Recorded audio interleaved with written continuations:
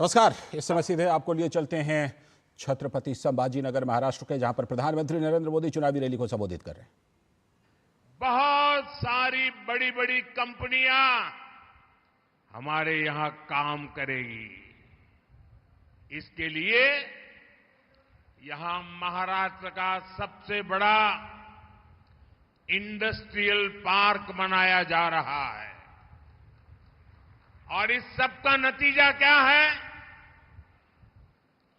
ज्यादा निवेश, ज्यादा कंपनियां, यानी संभाजी नगर और मराठवाड़ा के युवाओं को ज्यादा से ज्यादा अवसर, ज्यादा से ज्यादा रोजगार। साथियों, महाराष्ट्र में विकास के इस महायज्ञ के साथ ही हमारी सरकार विरासत का अनुष्ठान भी कर रही है।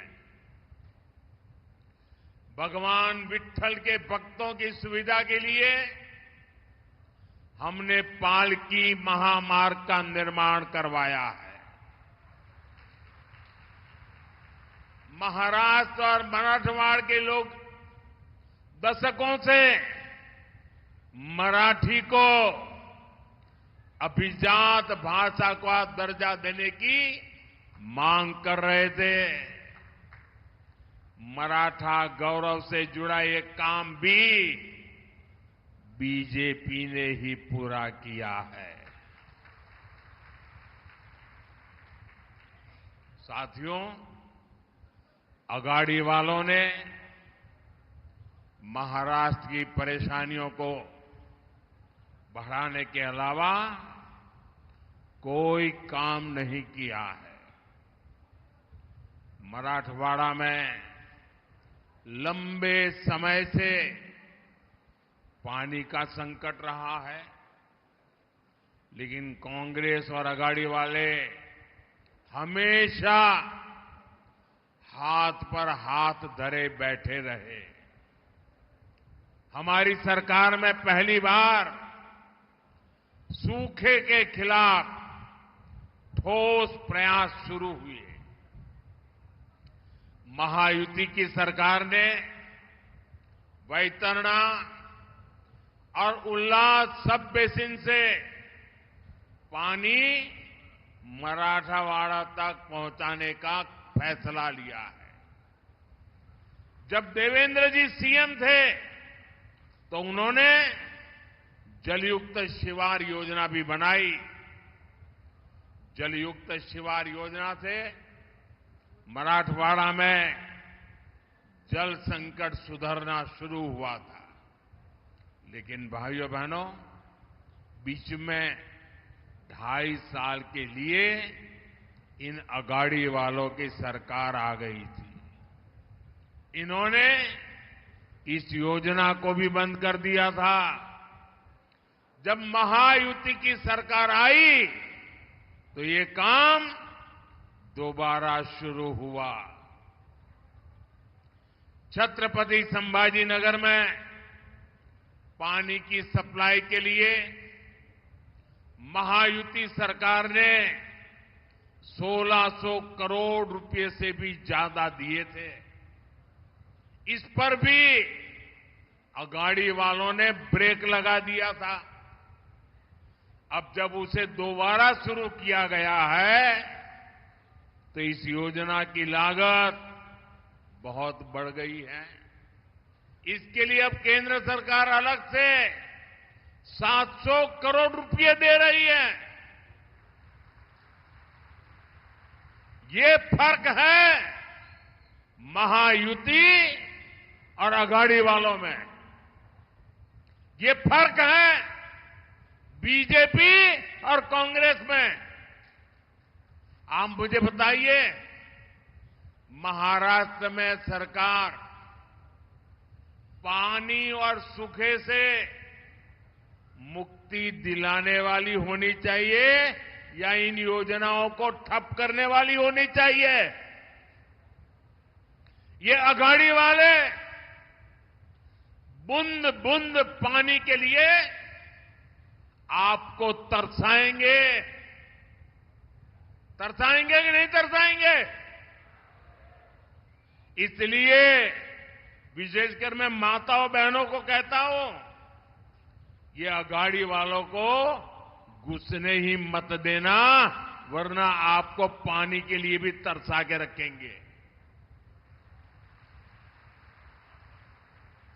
इसलिए मैं कहता हूं, भाजपा महायुति आहे तर गती आहे, महाराष्ट्राची प्रगती आहे।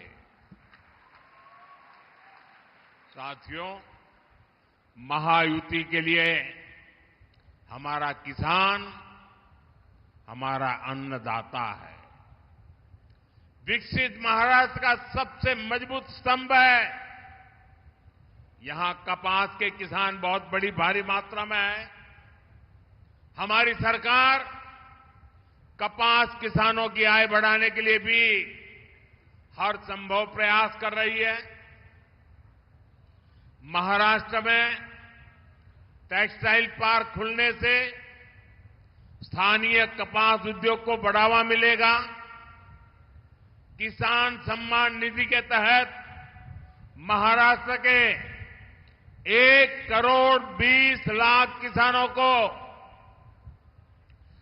33,000 करोड़ रुपए से ज्यादा उनके खाते में जमा हो चुका है। छत्रपति संभाजी नगर के ने भी 4 लाख से ज्यादा किसानों को, यहां मेरे किसान भाई बहनों को फायदा मिला है। महायुति सरकार की नमो शेतकरी योजना की वजह से किसानों को डबल पैसा मिल रहा है। साथियों, हमारी सरकार सोयाबीन किसानों को संकट से उबारने को अलग से 5,000 रुपये दे रही है। ये सीधा प्रसारण आप महाराष्ट्र के संभाजीनगर से देख रहे थे, जहां पर प्रधानमंत्री नरेंद्र मोदी इस समय एक चुनावी रैली को संबोधित कर रहे हैं और खासतौर पर जो किसानों के लिए केंद्र सरकार ने, राज्य सरकार ने, महाराष्ट्र सरकार ने कार्य किए हैं उसके बारे में चर्चा कर रहे थे।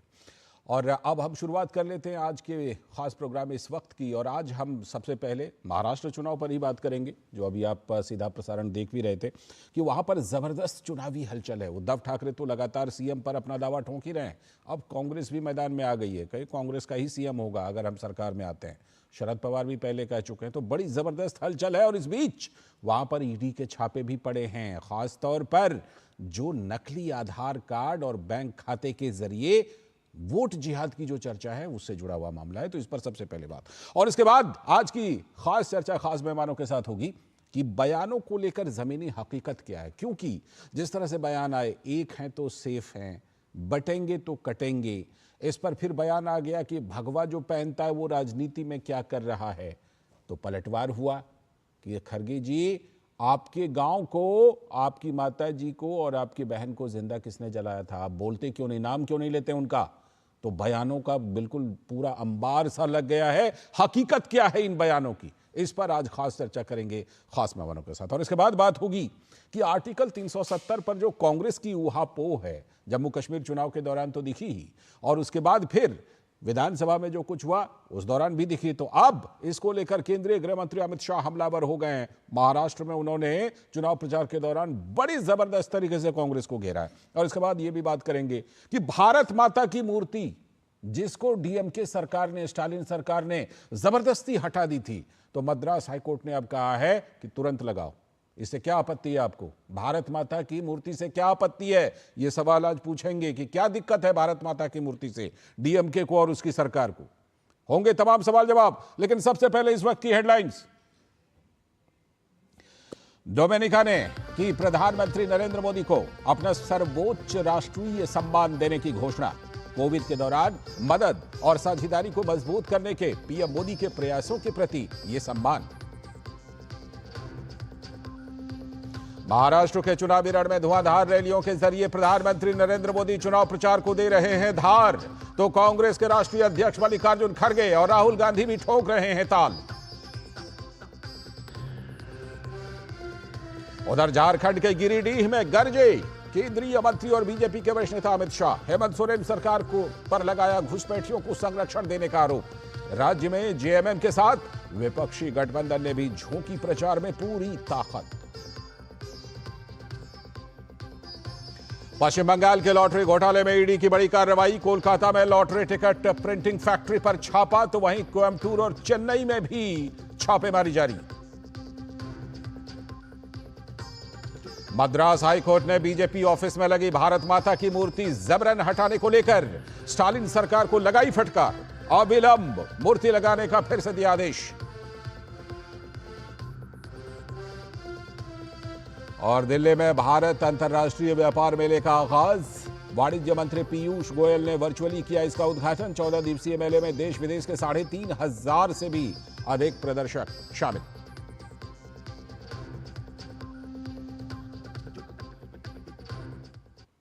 ये थी इस वक्त की हेडलाइंस। अब देखते हैं खबरों को विस्तार से। और अब से कुछ देर पहले हम प्रधानमंत्री की रैली आपको लाइव दिखा रहे थे, तो आज सबसे पहले बात करेंगे कि महाराष्ट्र में जो प्रचार है, चुनावी हलचल है, वो बड़ी जबरदस्त तरीके से बढ़ गई है। और इस बीच में हो क्या रहा है कि सब ताल ठोंक रहे हैं, खासतौर पर महाविकास आघाड़ी में सीएम पद को लेकर। तो महाराष्ट्र में होने वाले विधानसभा चुनाव के प्रचार में राजनीतिक हलचल जबरदस्त तेज हो चुकी है।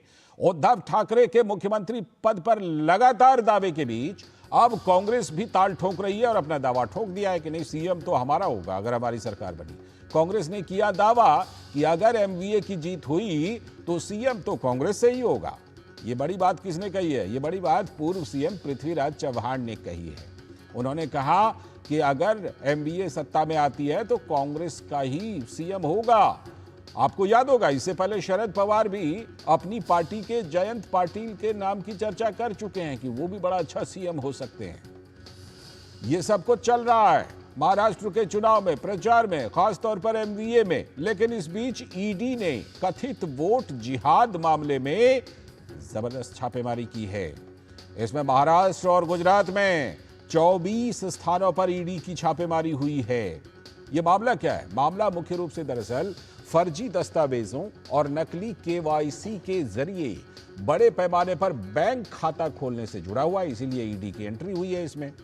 दरअसल फर्जी दस्तावेजों और नकली केवाईसी के जरिए कई बैंक खातों को खोलने का खुलासा हुआ है कि इस तरह से ये बैंक खाते खोले गए और फिर इन खातों का किया क्या?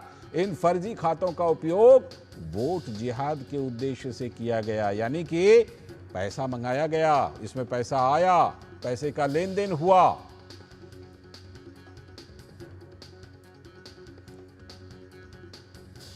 तो बड़ी जबरदस्त हलचल है। छापे से और हलचल बढ़ी गई है। योगेश शीतल हमारे संवाददाता जुड़ रहे हैं इस पर और ज्यादा जानकारी देने के लिए। योगेश, सबसे पहले छापे की ही बात कर लेते हैं। जिस तरह से बड़ी ताबड़तोड़ छापेमारी हुई है, चर्चा तो काफी थी कि वोट जिहाद हो रहा है, गोलबंदी हो रही है, लोगों को तमाम तरह के पैगाम दिए जा रहे हैं। लेकिन पैगाम के साथ साथ ऐसा लगता है इन पूरे भंडाफोड़ से कि पैगाम के साथ साथ पैसे का भी पूरा इंतजाम था। इसी का भंडाफोड़ ईडी ने किया है क्या छापेमारी के जरिए? योगेश,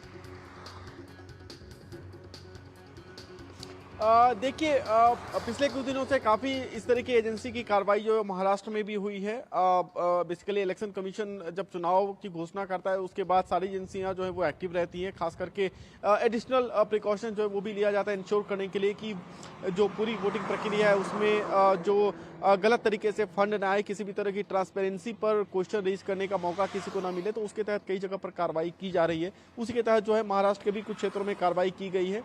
इनकम टैक्स, ईडी, जितनी भी एजेंसियां हैं, स्टेट की एजेंसियां भी उसमें शामिल हैं जो कई जगहों पर कार्रवाई कर रही हैं। बाकी जो इलेक्शन का माहौल है वो इस वक्त पूरे चरम पे है। अगर आप महाराष्ट्र की बात कर लें, ओवरऑल प्रधानमंत्री की रैलियां हैं आज, जैसा आपने लाइव भी दिखाया। इसके अलावा वो शिवाजी पार्क पे भी जाने वाले हैं जहां पे मुंबईकरों के साथ बातचीत करेंगे। इसके अलावा राहुल गांधी ने नंदुरबार में रैली को एड्रेस किया है। फिलहाल शरद पवार जो है वो पश्चिमी महाराष्ट्र में रैली को एड्रेस कर रहे हैं। उद्धव ठाकरे जो है वो मराठवाड़ा और विदर्भ में आज कई जगह रैलियां करने वाले हैं। कुल मिलाकर पॉलिटिकल मोमेंटम जो है वो इस वक्त पीक पर है। जहां तक आपने एंकरिंग में लालचंद मेंशन किया था कि सीएम पोस्ट को लेकर पृथ्वीराज चौहान का जो बयान है, पृथ्वीराज चौहान इससे पहले भी बयान की वजह से चर्चा में रहे, चाहे वो जब माझी लाडकी बहन योजना को लेकर बात हुई थी तो एक बार तो उन्होंने ये कहा कि जब कांग्रेस, हालांकि इसके खिलाफ कोर्ट भी गई थी, कांग्रेस के द्वारा इस मामले को चुनौती भी दी गई थी पूरी योजना का जिस तरीके से ताना बाना था। बाद में पृथ्वीराज चौहान ने कहा था कि हम आएंगे कि हम इस योजना को और ज्यादा एक्सपेंड करेंगे। तब क्वेश्चन रेज हुआ था कि किस तरीके का कंट्राडिक्शन जो है वो कांग्रेस क्रिएट कर रही है। ऑन द वन हैंड वो इस योजना के खिलाफ कोर्ट जाती है, ऑन द अदर हैंड इसी योजना को आगे बढ़ाने की बात करती है। तो फिलहाल बहुत सारी बातें हो रही है यहाँ पर। जो ट्राइबल बेल्ट है, जैसे कि नंदुरबार का जो एरिया है जहाँ राहुल गांधी की आज रैली हुई थी, वहां पर बेसिकली कोशिश वही की जा रही है, आदिवासियों को लामबंद किया जाए, संविधान को लेकर उनको एक तरीके का डर, जिस तरीके का नैरेटिव लोकसभा चुनाव में सेट किया गया था प्रियंका गांधी के द्वारा जब प्रियंका गांधी ने नंदुरबार में रैली की थी, कोशिश की जा रही है कि उसको फिर से भुनाया जा सके। लेकिन इस बार बीजेपी जो है वो ग्राउंड पे तैयार है, कमर कस चुकी है। कोर्स करेक्टिव मेजर्स बीजेपी की तरफ से लिए गए हैं कि अगर जो इस तरीके का प्रोपेगेंडा या नैरेटिव सेट करने की कोशिश की जाए तो बीजेपी उसको काउंटर करने के लिए भी इस वक्त तैयार दिख रही है महायुति। और योगेश, इस बीच में जैसा कि हमने देखा कि पहले उद्धव ठाकरे तो लगातार कई महीने से ताल ठोंकी रहे हैं कि सीएम तो हम ही हैं, हम ही को बनाइए। बीच में शरद पवार ने जयंत पाटिल का नाम ले लिया, आज पृथ्वीराज चौहान ने अब जो है इनका नाम ले लिया कि नहीं ये तो कांग्रेस से ही कोई सीएम होंगे। जाहिर सी बात है शायद अपने आप को ही पुश कर रहे थे। ऐसे में जो पूरा कन्फ्यूजन है ये कहीं ना कहीं वोटर के दिमाग में भी तो जाएगा कि इनका तो पता ही नहीं चल रहा, चुनाव बिल्कुल मत वोट पड़ने वाले हैं। लालचंद, मुझे आपकी आवाज काफी स्पष्ट नहीं आ रही है, लेकिन जहां तक आपने शरद पवार या बाकी चर्चा कर रहा था महाविकास सीएम पद के दावे की चर्चा, तो देखिए जब वाईबी चौहान सेंटर में जब मीटिंग हो रही थी, प्री पोल अलायंस की मैं बात कर रहा हूं, जब सीट शेयरिंग को लेकर जो कम्युनिकेशन था, जो कन्वर्सेशन था, बैठकों का दौर था, वो वहां पर चल रहा था, वाईबी चौहान उसका केंद्र बना हुआ था। तब हमने प्रेस वार्ता के दौरान भी देखा था कि किस तरीके से जो महाविकास आघाड़ी के घटक दल है, चाहे वो शरद चंद्र पवार की एनसीपी हो या फिर शिवसेना उद्धव ठाकरे की या फिर नाना पटोले और भाई जगताप, जो कांग्रेस की तरफ से प्रतिनिधित्व बेसिकली वहां पे कर रहे थे, किस तरीके से आपस में काफी करवाहट का माहौल आ गया था। एक बार तो प्रेस वार्ता में उठ के वो जा रहे थे, लेकिन विजय वडेट्टीवार जो कि कांग्रेस के बड़े नेता, उन्होंने वहां पे उनको रोका था। तो इस तरीके के दृश्य पहले भी रहे, चीजें बिल्कुल स्मूथ नहीं चल रही है। लेकिन क्योंकि शरद पवार ने उन लोगों को पहले भी कहा था कि अगर आप इस तरीके का जो आपसी कह सकते हैं जो खटपट है, ये अगर जनता के सामने आई तो उससे महाविकास आघाड़ी को बिल्कुल उससे संभावनाओं पर असर पड़ेगा, लोगों तक सारी बातें पहुंच रही है। बहुत शुक्रिया योगेश। तो वो कभी शरद पवार एक तरीके से क्रॉसबियर रहे। हमारे संवाददाता योगेश शीतल जुड़े थे महाराष्ट्र की जबरदस्त चुनावी हलचल और वहां जिस तरह से पूरा एक कंफ्यूजन एमवीए का सामने आ रहा है, खासतौर पर सीएम पद को लेकर के। और अब आज की खास चर्चा खास मेहमानों के साथ बयानों की जमीनी हकीकत को लेकर के। तमाम बयान आ गए, बटेंगे तो कटेंगे, एक हैं तो सेफ हैं, भगवा वाले राजनीति में क्या कर रहे हैं, तो ये कि जिन्होंने सच में जलाया था उसका नाम क्यों नहीं ले रहे। दरअसल एक है तो सेफ हैं, बटेंगे तो कटेंगे, इस नारे को लेकर चुनावी घमासान के बीच अपने अपने फायदे गिनाए जा रहे हैं। लेकिन सच्चाई क्या है? खरगे जी, जो मल्लिकार्जुन खरगे हैं, उन्होंने पंडित नेहरू जी की बात को आगे बढ़ाते हुए कहा कि एकता तो मन और हृदय की होनी चाहिए, एक साथ रहने की होनी चाहिए। तो सवाल यह कि फिर पीएम मोदी के एक हैं तो सेफ हैं से दिक्कत क्या है? मुख्यमंत्री उत्तर प्रदेश के योगी आदित्यनाथ ने बांग्लादेश में हिंदुओं की जो इन दिनों हालत चल रही है उसका जिक्र करते हुए कहा था कि बटे तो कटे। क्या यह विभाजन की त्रासदी आज तक पाकिस्तान और बांग्लादेश में हिंदू अल्पसंख्यक नहीं झेल रहे हैं? इस सच्चाई से कोई आंख मूंद सकता है क्या? फिर यहां समाज को बांटने की कोशिश क्यों होती है? खरगे जी इस बात पर इतना आग बबूला हो गए कि उन्होंने योगी आदित्यनाथ के भगवा वस्त्र पर ही सवाल उठा दिया। तो फिर इसका जवाब दिया मुख्यमंत्री योगी आदित्यनाथ ने और कहा कि उनके परिवार के साथ जो घटना हुई थी उसके बारे में जरा बताएं।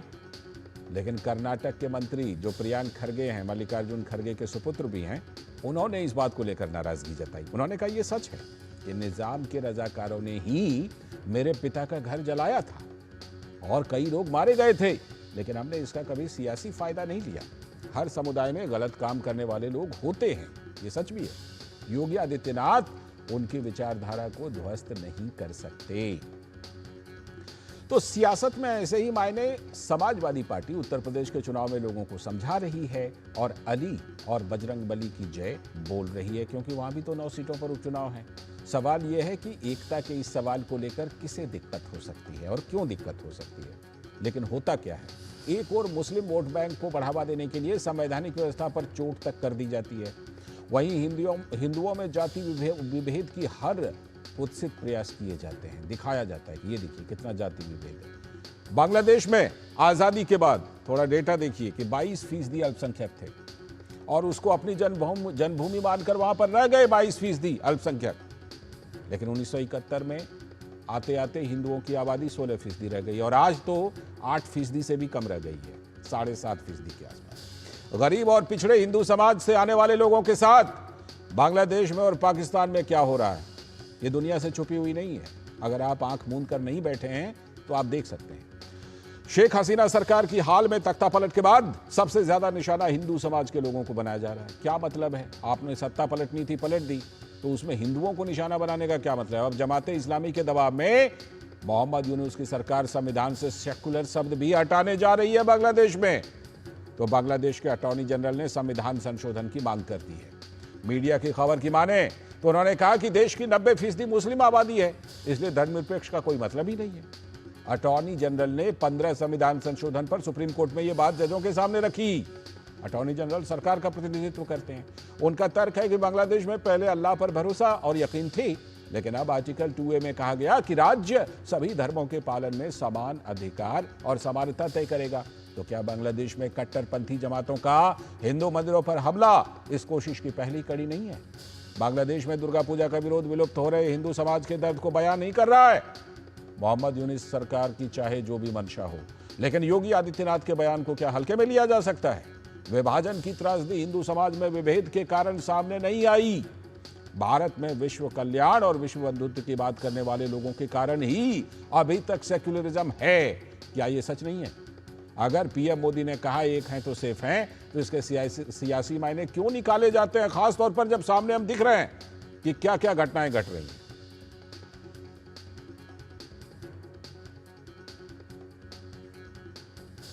तो जो बयान है और जो बयानों का सिलसिला, इसकी शुरुआत कहां से हुई? शुरुआत हुई थी जब उत्तर प्रदेश के मुख्यमंत्री योगी आदित्यनाथ ने बांग्लादेश की हालत का जिक्र करते हुए ये बात कही थी कि बटेंगे तो कटेंगे। जरा उस बयान को पहले देख लेते हैं। राष्ट्र से बढ़कर के कुछ नहीं हो सकता, कुछ नहीं हो सकता। और राष्ट्र तब सशक्त होगा जब हम एक रहेंगे, नेक रहेंगे, तभी नेक रहेंगे। बटेंगे तो कटेंगे।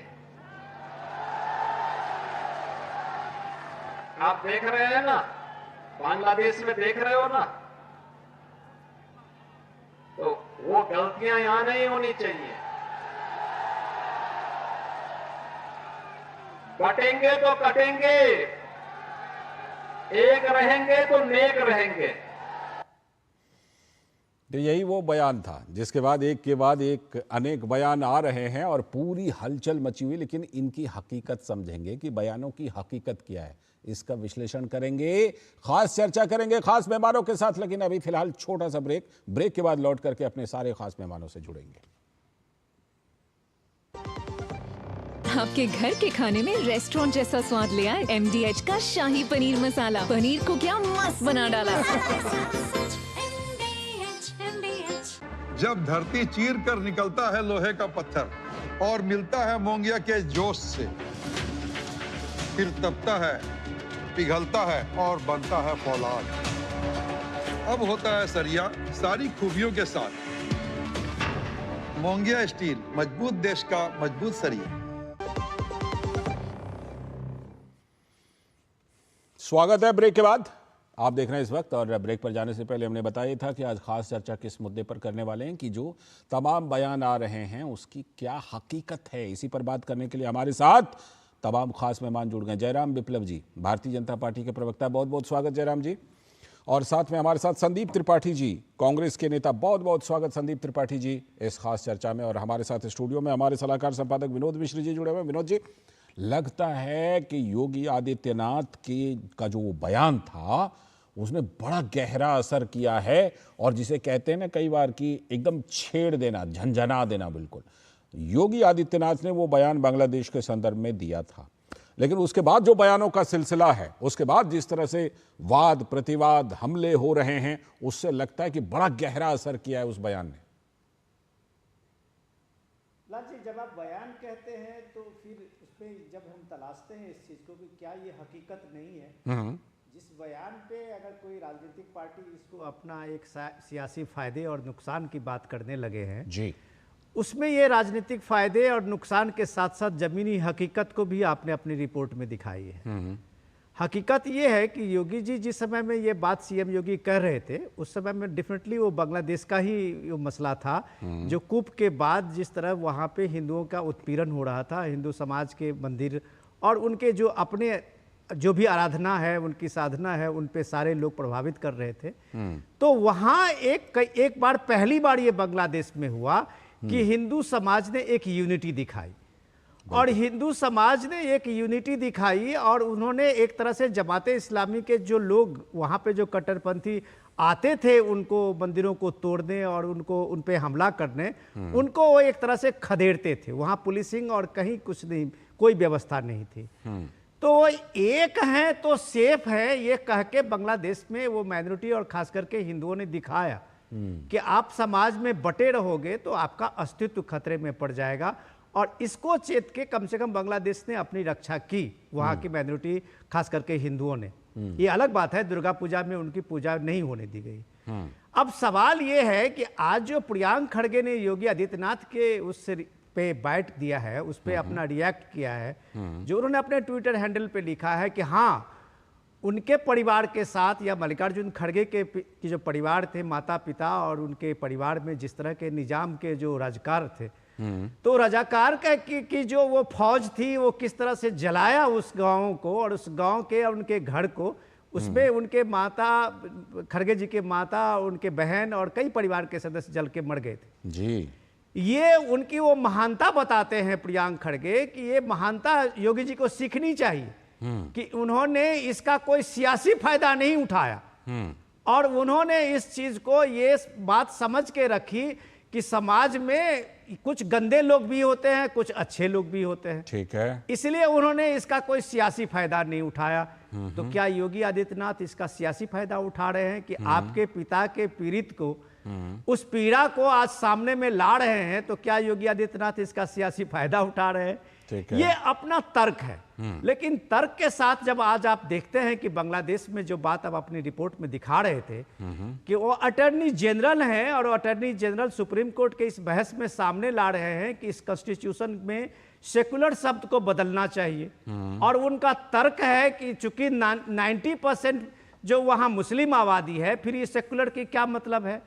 वो कहते हैं कि बांग्लादेश में जब हमारी देश का ये विभाजन के बाद जो देश का हमारा ये बना था विधान, उस विधान में हमारे साथ में ये था कि हम सिर्फ अल्लाह पे भरोसा करते हैं। तो फिर ये आर्टिकल 2A में वहां कॉन्स्टिट्यूशन अमेंडमेंट करके उसमें क्यों लाया गया कि यहाँ पे सभी धर्मों की भावना और उनके सम्मान की रक्षा राज्य करेगा? तो इसको बदलने पे उतारू हैं। तो क्या योगी आदित्यनाथ ने इसका उदाहरण सही नहीं दिया था? बिल्कुल, कि आपकी एक सिर्फ आबादी बढ़ने से आप दूसरे जो वहां माइनॉरिटी हैं उसके अस्तित्व पे सवाल खड़ा कर देंगे। तो ये बात समाज को समझने की जरूरत है। इसका राजनीतिक आप फायदा और नुकसान करते हैं, ये आपकी सोच की बात, ये बिल्कुल सोच की बात है। और सोच जो होती है उसको पहले तो बोलने से बचा जाता है, लेकिन उसके बाद बोलने के बाद क्या होता है वो हम देख रहे हैं। संदीप जी, जिस तरह से कि पहले बयानों का सिलसिला चला, पहले तो खड़गे जी या कोई उस पर बोलने से बचते रहे कि भाई जलाया किसने था, लेकिन अब जब योगी आदित्यनाथ ने पकड़ लिया बयान को कि जरा बताइए तो सही जलाया किसने था, तब प्रियंक खड़गे जी सफाई देने के लिए मजबूर हुए कि हाँ ऐसे ऐसे हुआ था, लेकिन हम सियासी फायदा नहीं उठाते। ठीक है, सियासी फायदा आप नहीं उठाते, बड़ी अच्छी बात है, हर कौम में अच्छे और बुरे लोग होते हैं, ये बात सही है संदीप जी। लेकिन फिर सवाल यह है कि जब आप ऐसे चीजों को लेकर के सवाल उठाते हैं, किसी एक घटना को लेकर के, तो वो भी तो अलग घटना होती है। फिर ये क्यों आप कहने लगते हैं कि नहीं ये जो है पूरा का पूरा सिस्टम इसके पीछे काम कर रहा है? बताइए।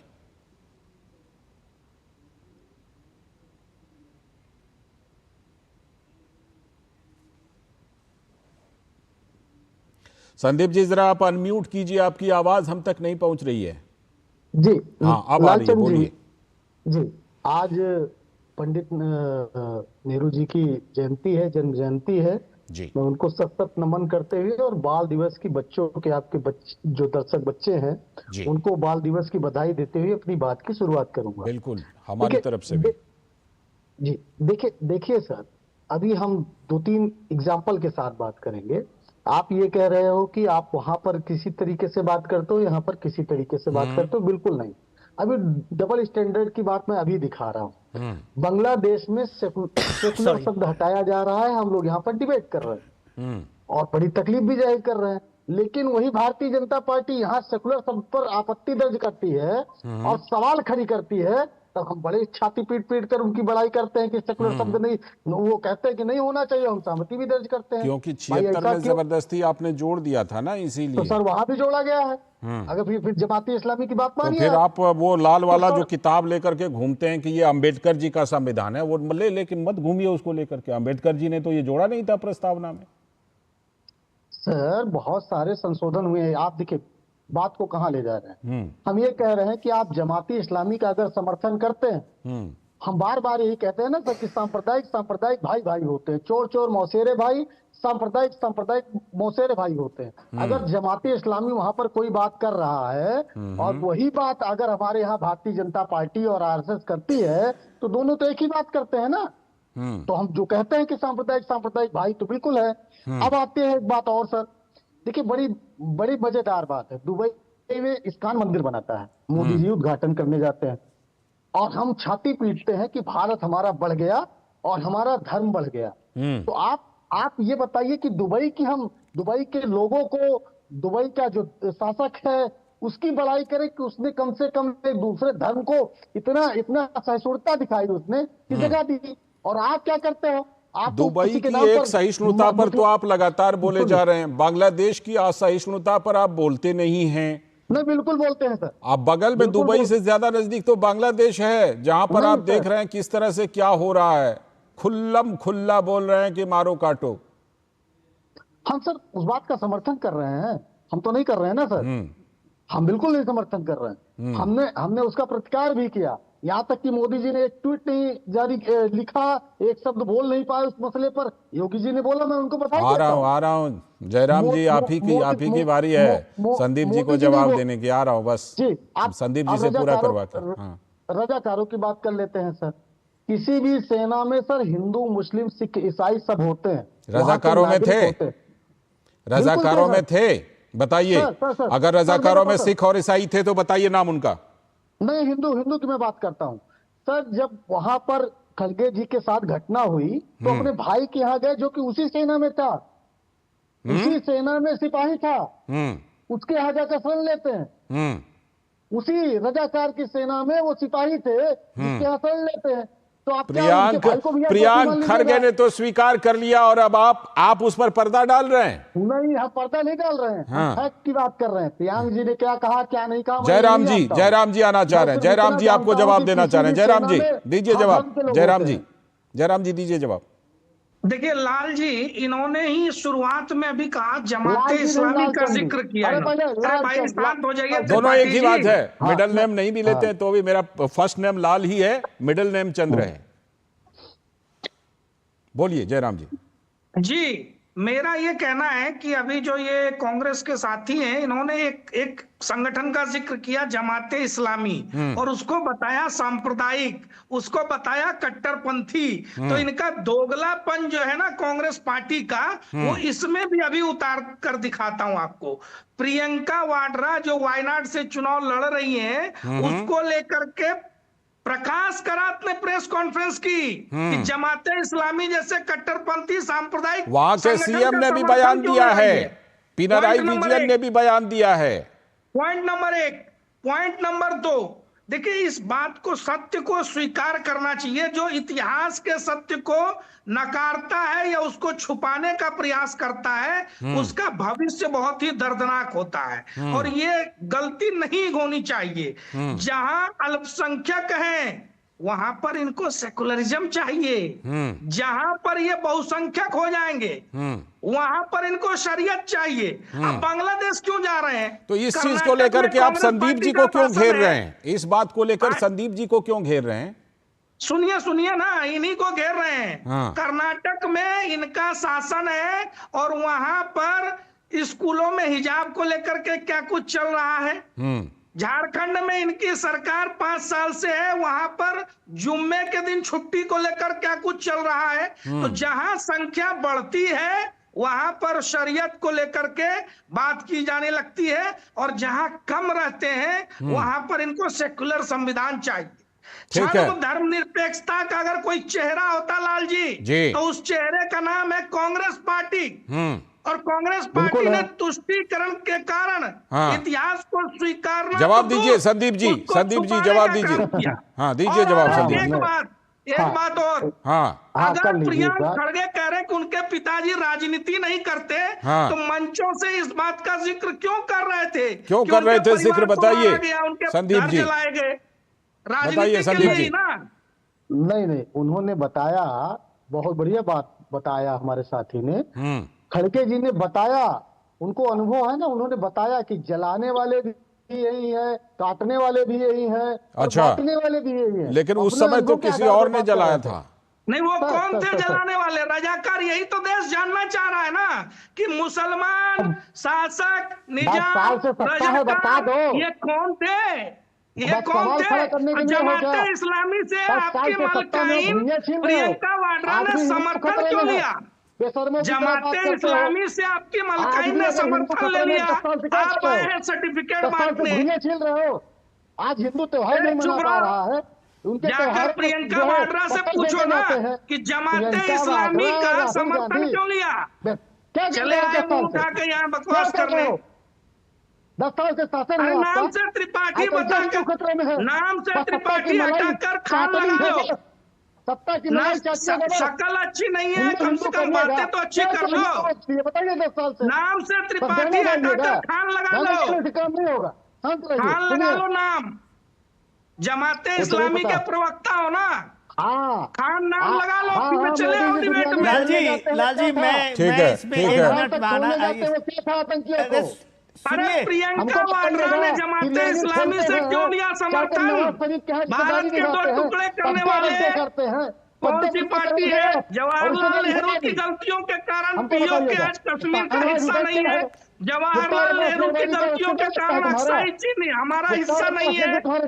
इनकी गलतियां। अरे अगर सरदार पटेल नहीं होते ना तो ये निजामों के शासन के तले तुम्हारे घर भी जलाए जाते, तुम्हारे घर भी जलाए जाते। पता नहीं है।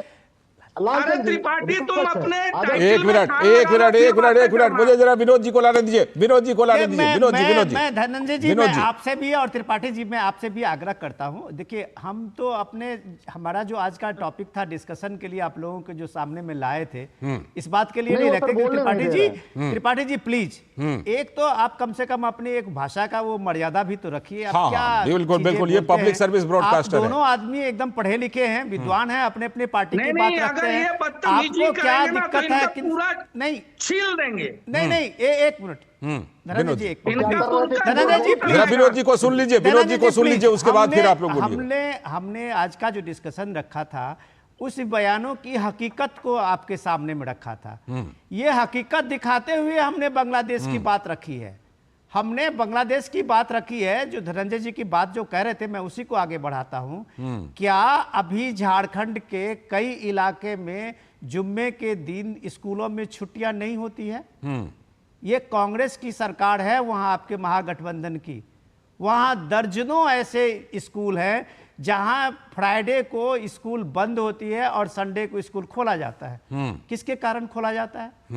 क्या कर्नाटक में आप अभी जो हिजाब पे सुप्रीम कोर्ट तक एक मामला गया, 2-3 बच्चियों का वो ये मामला था, क्या वहां एजुकेशन से ज्यादा सरिया का कानून था? कैसा सेक्युलर देश बना रहे हैं जी? देश ऐसा संविधान कभी आपने देखा होगा जिसमें बात रही यहाँ पे आपके 3 बोर्ड बने हुए दर्जनों बोर्ड बन गए एक कम्युनिटी के लिए, मुस्लिम पर्सनल लॉ बोर्ड बन गया, वक्फ बोर्ड बन गया, क्या क्या बन गया, क्यों बना ये? कैसा सेक्युलर देश बनाए हैं? संविधान आपके सारे नागरिकों को एक मौलिक अधिकार देता है, तो ये अलग अलग व्यवस्थाएं क्यों बनती पहले जा रही? पर्सनल लॉ बनाया। आप ये सारी चीजें को देखते हुए ये चीजें ये बताता है कि ये वोट बैंक की जो अहमियत बढ़ती जाती है, तब समाज में इस तरह की चीजें बढ़ती है। ठीक है। और यही बढ़ने के कारण आप दूसरे समाज को बांटते हैं।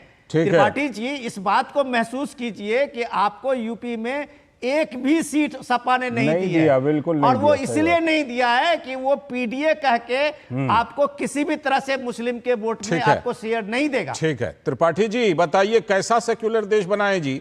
ये इस सेक्युलर देश में ये जो 47 के बाद एक टुकड़ा बचा खुचा था, इस बचे खुचे टुकड़े में हमने सोचा था सेक्युलर देश बनाएंगे, आपने पर्सनल लॉ बना दिया, आपने वक्फ बोर्ड बना दिया, और उसके बाद तमाम तरह की चीजें आपने बिल्कुल कम्युनल चीजें बना दी। सेक्युलर देश में कम्युनल विधान, आज तक यूनिफॉर्म सिविल कोड का ना बनाए ना समर्थन कर रहे हैं। ये कैसा देश बना दिया संदीप त्रिपाठी जी, बताइए। देखिए, वक्त से ही मैं स्टार्ट करता हूं। वक्त आजादी के पहले से था, हमने उसको सरकार के अधीन लाया। तो आजादी से पहले था तो उसके बाद सेक्युलर देश बनाए ना जी। सर रिक्वेस्ट है, अब बात आ जाने दीजिए ना। अब आप कह रहे हैं तो हम बिल्कुल बताते हैं। हमने उसको सरकार के अधीन लाया, और सरकार के अधीन लाना खराब बात नहीं होती। खत्म कर देना था उसको सरकार। तो क्या होता सर? क्या वक्त लोग नहीं करते? क्या मुस्लिम समाज में वो तो जो सरकार प्रावधान बनाती उसके हिसाब से करते। आज अगर हिंदू दान करते हैं तो हिंदुओं के दान कर, ईसाई दान करते हैं तो उसकी व्यवस्था है, सिख दान करते हैं तो उसकी व्यवस्था है। आपने स्पेशल प्रोविजन बनाया क्यों? हमारे यहाँ भी है सर, हिंदू भी दान कर सकता है, करते हैं स्पेशल प्रोविजन बिल्कुल करते हैं, और उसके लिए भी स्पेशल प्रोविजन है। उसी तरह से मुस्लिम करते, उसके लिए वक्फ बोर्ड की जरूरत क्या थी? अब मैं बता रहा हूँ सर, मैं बिल्कुल ये देश सब विविधताओं से भरा हुआ है, और हमारे संविधान में वो विविधताएं दिखती हैं। और आप अगर ये विविधता के नाम पर, विविधता के नाम पर जो आपने कम्युनल कानून बनाए रखे, उन कम्युनल कानून को मजबूत किया। शाहबानों वाले प्रकरण को कौन भूल सकता है? खैर, दीजिए जवाब। जयराम जी कुछ जवाब देना चाह रहे थे। सर, ये तुष्टीकरण कहलाता है। इसको समानता नहीं, इसको तुष्टीकरण कहते हैं। इसको विविधता नहीं, इसको तुष्टीकरण कहते हैं। एक खास वोट बैंक के लिए तुष्टीकरण का काम तो उसी समय शुरू हो गया था जब 47 में जिन्ना की मांग मान ली गई। कांग्रेस पार्टी ने मांगा, तभी तो भारत के 2 टुकड़े हुए। उसके बाद कितने घाव इन्होंने दिए तुष्टीकरण के। मुस्लिम पर्सनल लॉ बोर्ड, वक्फ बोर्ड, साहबानों के मामले में सुप्रीम कोर्ट का निर्णय पलट देना। अब वक्फ बोर्ड तो इतना असंवैधानिक है कि इसके दावे के खिलाफ आप किसी कोर्ट में भी अपील नहीं कर सकते हैं। संदीप जी, इस प्रकार के तुष्टीकरण को लेकर संदीप जी, मुझे आपने अभी कहा ना कि वक्फ बोर्ड अगर रखा तो क्या हुआ, मैं उसका जवाब देता हूं। 16 नवंबर को लोग जमा हो रहे हैं सनातन धर्म बोर्ड की मांग को लेकर। अब उसको क्या जवाब दें एक सेक्युलर देश में? बताइए।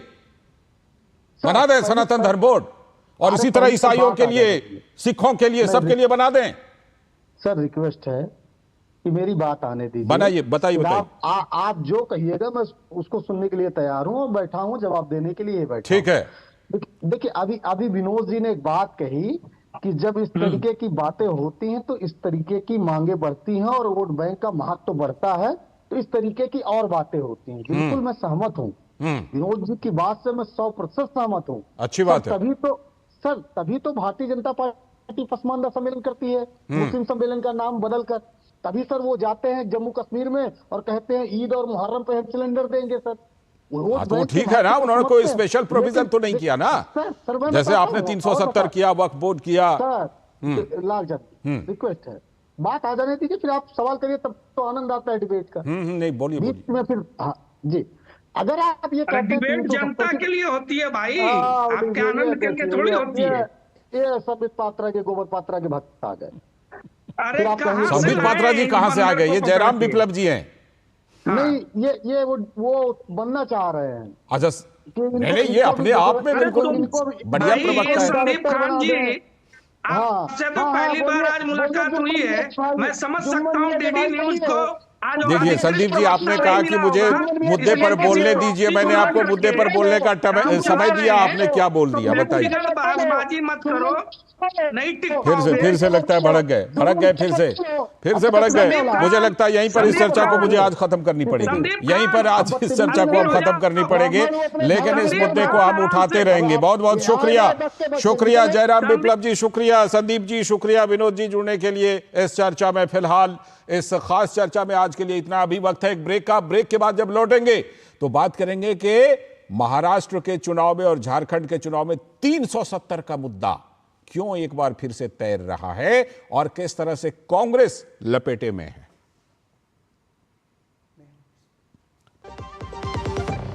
MDH का किचन किंग किचन में हो तो हम सब कुछ बना सकते हैं। बैंगन का भरता, आलू गोभी, भिंडी मसाला और भी बहुत कुछ।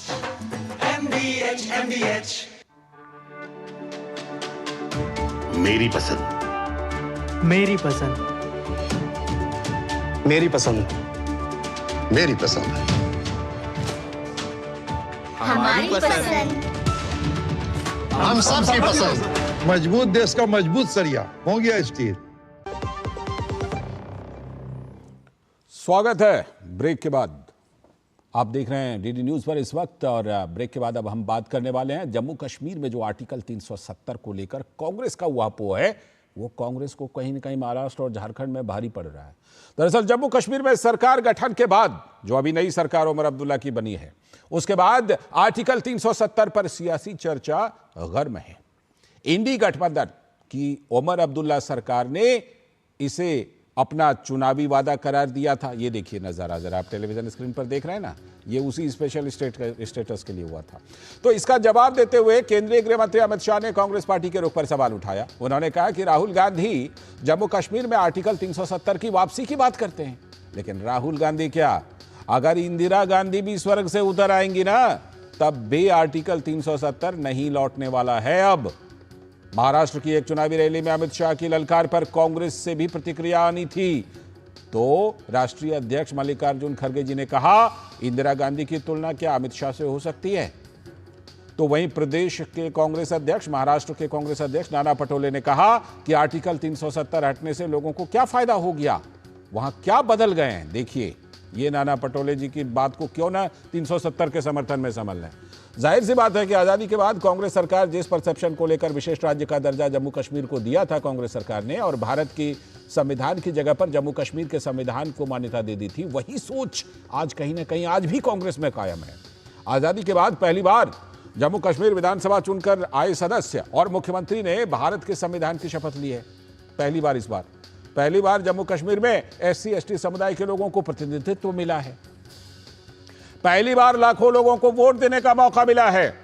लोग बूढ़े हो चुके हैं और पहली बार वोट डाल रहे हैं। पहली बार आर्टिकल 370 हटने के बाद जम्मू कश्मीर में 3 स्तरीय पंचायती राज भी लागू हुए, संविधान के सभी कानून भी लागू हुए।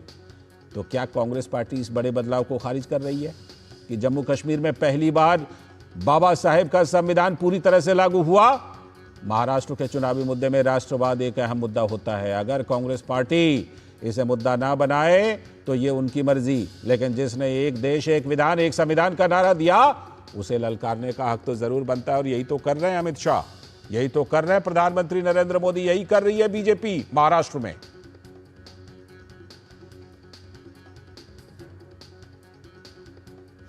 तो इस मामले में गृह मंत्री अमित शाह ने कांग्रेस पार्टी के रुख पर सवाल उठाया। उन्होंने कहा कि राहुल गांधी जम्मू कश्मीर में आर्टिकल 370 वापसी की बात करते हैं, लेकिन राहुल गांधी क्या, अगर इंदिरा गांधी भी स्वर्ग से उतर आएंगी तब भी अब आर्टिकल 370 नहीं लौटने वाला है।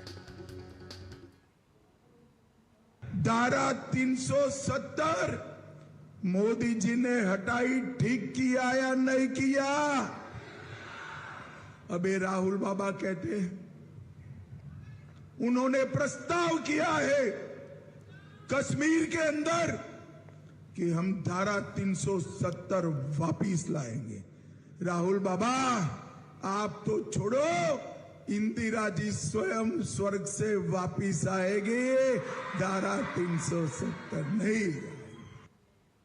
आपने गृह मंत्री अमित शाह का बयान सुना, तो इस बयान पर कांग्रेस के राष्ट्रीय अध्यक्ष मल्लिकार्जुन खड़गे और महाराष्ट्र कांग्रेस के अध्यक्ष नाना पटोले ने प्रतिक्रिया दी, उन्हें भी देख लीजिए। देखो, उन्हें इंदिरा गांधी के सामने बच्चा है, उसकी बात करो। 10 साल लगा इलेक्शन लेने को, आपने क्या पाया है और उससे 370 का फायदा क्या है? तुमको फायदा हुआ, हटा के फायदा हुआ या रखने से? क्या कश्मीर पंडितों की जानें बच रही है? कश्मीर पंडितों तो वहां से पलायन कर रहे हैं। तो आपने क्या पाया है 370 हटा के, और देश ने क्या पाया है? ये अमित शाह एक बार क्लियर कर ले, फिर उसके लिए अकेले राहुल गांधी काफी है। नाना पटोले क्लियर करने के लिए कह रहे हैं। मुझे लगता है कि कांग्रेस को क्लियर करने की जरूरत है। चर्चा के लिए जुड़े हुए हमारे सलाहकार संपादक विनोद मिश्र जी। विनोद जी, ये अभी हरियाणा चुनाव में जलेबी का बड़ा जिक्र हुआ था। मुझे लगता है 370 पर कांग्रेस एकदम जलेबी की तरह घूम गई है। अगर आप देखें शुरू से लेकर अभी तक कुछ पता ही नहीं है कि करना क्या है, हटाना था कि नहीं हटाना था, अगर हटाए तो अब उस पर क्या बोलें, क्या रुख लें। नाना पटोले का बयान देखिए, उनको लग रहा है कि क्या हुआ है, 370 हटाने से क्या हो गया। लाल जी, ये इसको इस पर्सपेक्ट में समझ सकते हैं कि ये जलेबी वाली जो बात आप कहे, मैं उसी से जवाब दे रहा हूँ। हाँ। कि कांग्रेस पार्टी का ये मानना था कि आर्टिकल 370 जब उनसे पूछा गया कि भाई ये तो अस्थायी विधान बनाया गया था वहाँ, तो ये टेम्पररी प्रोविजन तो वहाँ तब तक के लिए था जबकि कॉन्स्टिट्यूशन असेंबली के समय में वहाँ गठन हो जी। और उसके लिए ये बनाया गया था कि वहाँ संविधान सभा में बैठ के वहाँ इस बात को निर्णय लिया जाएगा। लेकिन एक्सेशन तो बहुत पहले हो चुका था। बिल्कुल। तो वो उनका जवाब कांग्रेस पार्टी के साथ था कि खास करके मुझे लगता है शायद इंदिरा गांधी का या किसी बड़े नेता का था कि आर्टिकल 370 जो है वो अपने आप घिसते घिसते घिस जाएगी। और घिसते घिसते 70 साल हो गए और ये घिसी नहीं, और एक तरह से वो परमानेंट का ये अपना रुतबा लेने लगा। अब ये पहली बार आप ये देखिए कि जम्मू कश्मीर 1952 के बाद वहाँ के सीएम उमर अब्दुल्ला बने इंडिया गठबंधन के। प्राइम मिनिस्टर मोदी ने कहा कि इस देश ने पहली बार भारत के संविधान का हलफ लेते हुए जम्मू कश्मीर के मुख्यमंत्री को देखा जी। इस बदलाव को अगर इस देश को नहीं समझेगा तो आप समझिए नाना पटोले को किस बात का बदलाव की जरूरत है कि वहां अभी तक जम्मू कश्मीर का जो विधान है, संविधान था, उसको लेके वहां के सीएम जो बनते थे वो हलफ लेते थे, शपथ लेते थे। पहली बार आर्टिकल 370 हटने के बाद वहां के विधायक से लेके और सीएम तक संविधान, भारत के संविधान जिसकी बात आप करते हुए राहुल गांधी कहते हैं जी, उस संविधान को उन्होंने देखा होगा कभी, तो भारत के संविधान को लेके पहली बार वहां के सीएम ने शपथ ली थी।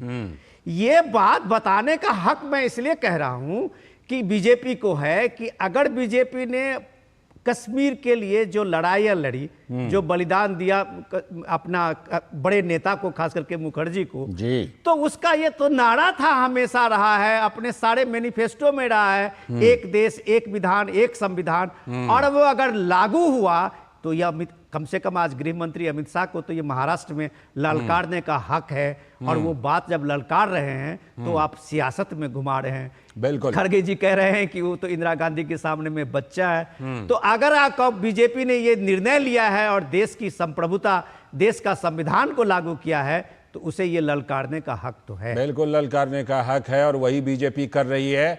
और ऐसे बड़े फैसले बच्चे नहीं लिया करते, क्योंकि जब इस तरह इतना बड़ा फैसला लिया गया है और जब छाती सीना ठोक कर कह रहे हैं कि 10 पुश्तें आ जाएंगी लेकिन 370 को वापस नहीं ला पाएंगे। बहुत बहुत शुक्रिया विनोद जी जुड़ने के लिए और इस पर चर्चा करने के लिए। और अब हम बात करने वाले हैं इस वक्त में एक और बड़ी खबर की। ये बड़ी खबर दक्षिण से है और वो भी बड़ी खबर ये है कि भारत माता की मूर्ति से डीएमके और स्टालिन सरकार को क्या चिढ़ है। मद्रास हाईकोर्ट ने फटकार लगाई है। मद्रास हाईकोर्ट ने भारत माता की मूर्ति जबरन हटाने को लेकर स्टालिन सरकार को जबरदस्त फटकार लगाई। चेन्नई की बीजेपी ऑफिस से जबरन हटा दी गई थी भारत माता की मूर्ति, तो मद्रास हाईकोर्ट ने बिना देर किए तुरंत भारत माता की मूर्ति लगाने का आदेश दिया है। कोर्ट ने स्टालिन सरकार को याद दिलाया कि निजी स्थान के अंदर मामलों को नियंत्रित करना ये क्या राज्य सरकार का काम है? ये बिल्कुल नहीं है। असली सवाल तो यह है कि डीएमके और उसकी सरकार को भारत माता से समस्या क्यों है? क्या तमिलनाडु में भाजपा के बढ़ते जनाधार से डीएमके और उसकी सरकार घबरा गई है क्या? यही असली कारण है क्या?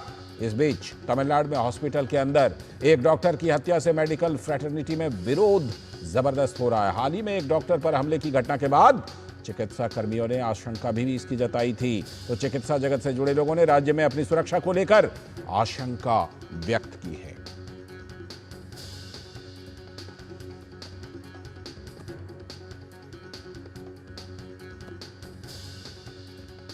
तो क्या कुछ हाई कोर्ट ने कहा है और ये मामला था क्या? सीधे जुड़ते हैं अपने संवाददाता रितेश से, चेन्नई से हमारे साथ जुड़ चुके हैं। रितेश, हाई कोर्ट ने जबरदस्त लताड़ लगाई है, मामला थोड़ा सा इसका बैकग्राउंड भी बताइएगा कि हुआ क्या था और हाई कोर्ट ने अब क्या कहा है और क्या अब सरकार वहां पर फिर से भारत माता की मूर्ति लगाएगी?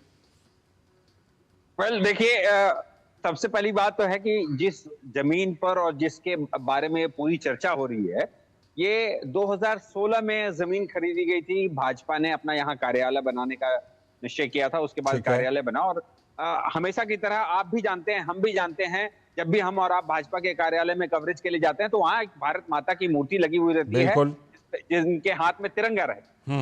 ये भाजपा के ऑफिस की पहचान है और ये हर कार्यालय में लगा रहता है। यही एक प्रतिमा विरुद्धनगर में वहां स्थापित की गई, लेकिन वहां के अधिकारियों को ये बात पची नहीं। और यही कारण है कि पिछले साल ही 7 अगस्त की तारीख थी, अगर मैं गलत नहीं हूं तो 7 अगस्त की तारीख को पुलिसकर्मी वहां जाते हैं और ये बताते हैं कि यहाँ मूर्ति अवैध तरीके से लगी है। अच्छा। और इसलिए उसको उठा करके लेके चले जाते हैं, जबकि उनको ये जानकारी होनी चाहिए थी कि हर भाजपा कार्यालय में ऐसी प्रतिमा लगी हुई है, तो आप हर जगह से इसको हटा के लेके जाएंगे। तमिलनाडु के जितने भी कार्य, और तमिलनाडु क्या, फिर भारत के हर कोने में जहां भी भाजपा कार्यालय है वहां से ये प्रतिमा उठाई जानी चाहिए।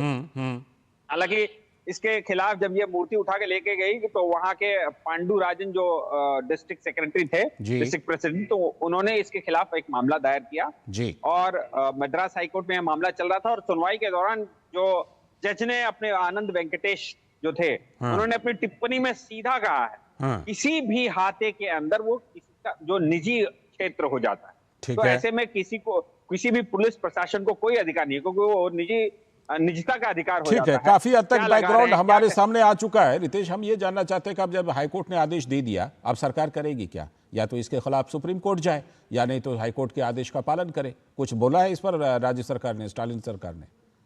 अभी तक तो स्टालिन सरकार की तरफ से कोई टिप्पणी नहीं आया है, लेकिन मुझे लगता है कि अगर स्टालिन सरकार के कानून विशेषज्ञ इसके बारे में सलाह देंगे, जहां तक मैं लोगों को जानता हूं, तो वो यही सलाह देंगे कि हाईकोर्ट की टिप्पणी के बाद इसको सुप्रीम कोर्ट ले जाना व्यर्थ होगा, क्योंकि ये समय और पैसे की बर्बादी, राज्य सरकार के रिसोर्सेज की बर्बादी होगी। ठीक है, चलिए, समय की कमी है फिलहाल, बहुत बहुत शुक्रिया। लेकिन इतनी बात तो जरूर है कि वो सवाल तो रहता है कि भारत माता की मूर्ति से चिढ़ क्यों है डीएमके को और स्टालिन सरकार को। और इसी के साथ आज के इस वक्त में इतना ही। नमस्कार।